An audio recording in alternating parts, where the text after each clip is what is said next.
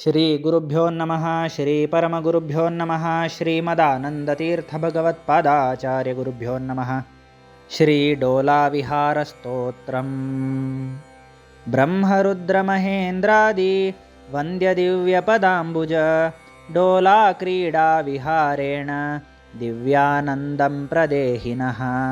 ब्रह्मश्रीतेजसा भक्त हृत्तमो नाशकप्रभो डोलाक्रीडाविहारेण दिव्यानन्दं प्रदेहिनः। स्वदिव्यजन्मना देव वासिष्ठकुलवर्धक डोलाक्रीडाविहारेण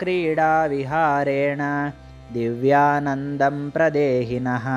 ज्ञानाभयप्रदानाय वैकुण्ठाद्भुवमागत डोलाक्रीडाविहारेण दिव्यानन्दं प्रदेहिनः। सच्चिदानन्दगोविन्द दिव्यबालकमाधव डोलाक्रीडाविहारेण दिव्यानन्दं प्रदेहिनः। मूर्तिमद्दिव्यलावण्य श्रीमन्मङ्गलसद्गुण डोलाक्रीडाविहारेण दिव्यानन्दं प्रदेहिनः। कृपापूर्णकटाक्षेण शरणे तान् विलोकयन् डोलाक्रीडाविहारेण दिव्यानन्दं प्रदेहिनः। दिव्यलीलाविलासेन भक्तवात्सल्यविग्रह डोलाक्रीडाविहारेण दिव्यानन्दं प्रदेहिनः।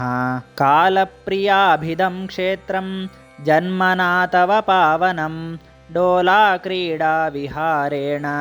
दिव्यानन्दं प्रदेहिनः। पित्रे मात्रे ददौ दिव्यं सुखं पुत्र इव त्वया डोलाक्रीडाविहारेण दिव्यानन्दं प्रदेहिनः। मत्स्यगन्धा सुगन्धाभूत् माता ते दयया प्रभो डोलाक्रीडाविहारेण दिव्यानन्दं प्रदेहिनः। कमलालालितौ पादौ तव गङ्गोद्भवौ हरे डोलाक्रीडाविहारेण दिव्यानन्दं प्रदेहिनः।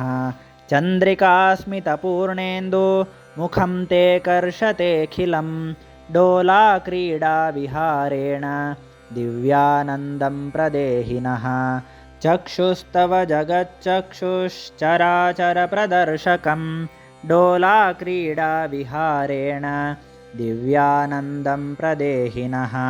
श्रवणीयतमं देव पावनं चरितं तव डोलाक्रीडाविहारेण दिव्यानन्दं प्रदेहिनः। दिव्यानन्देन ते देव सर्वमानन्दितं भवेत् डोलाक्रीडाविहारेण दिव्यानन्दं प्रदेहिनः।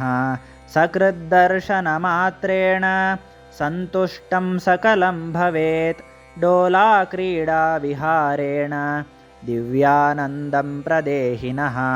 सुखं दातुं स्वभक्तेभ्यः विहारस्ते दयाघन डोलाक्रीडाविहारेण दिव्यानन्दं प्रदेहिनः। अद्भुतावर्णनातीता लीला ते भक्तवत्सल डोलाक्रीडाविहारेण दिव्यानन्दं प्रदेहिनः। तव डोलाविहारेण धन्यं धन्यतरं जगत् डोलाक्रीडाविहारेण दिव्यानन्दं प्रदेहिनः।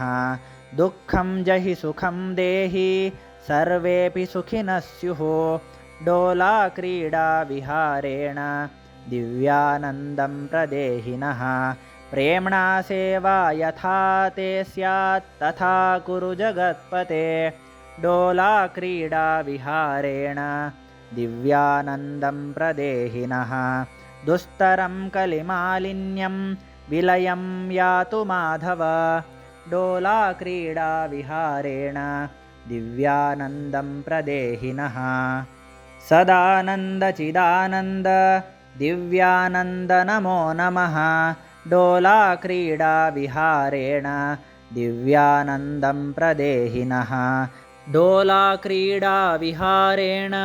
पूजितो व्यासबालकः ज्ञानं देयात् ह्रियाद्भीतिं भूयाच्छान्तिः शिवं शुभं श्रीमतां सुकृतीन्द्राणां शिष्येण स्तवनं कृतं श्रीकाशीयमठीयानां पठन्तुष्टो भवेद्ध्रुवम् इति श्रीमत्सुधीन्द्रतीर्थकृतं श्रीडोलाविहारस्तोत्रं सम्पूर्णम्।